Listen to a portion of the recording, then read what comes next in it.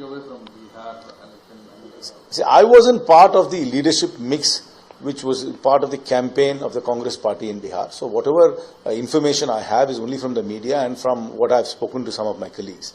My reading is that the vote share of the Congress party was intact. Our vote share in 2020 and in vote share in 2025 is identical.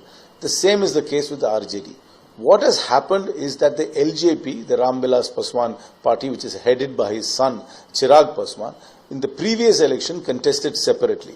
And in this election, they aligned with the NDA.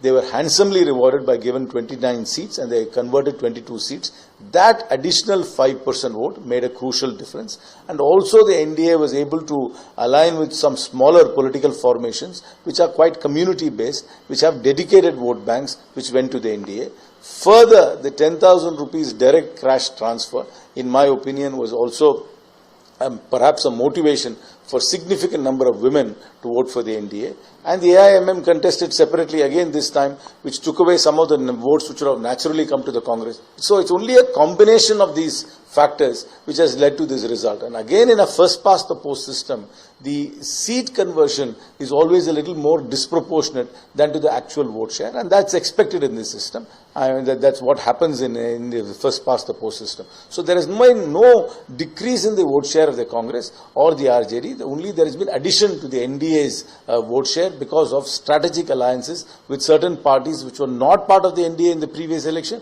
have now been part of the NDA election, of the NDA formation. And this 10,000 rupees which was given to every woman to her account was definitely an incentive for many women to vote. And the AIMM contesting separately took away some of the natural votes which would have come to to our alliance.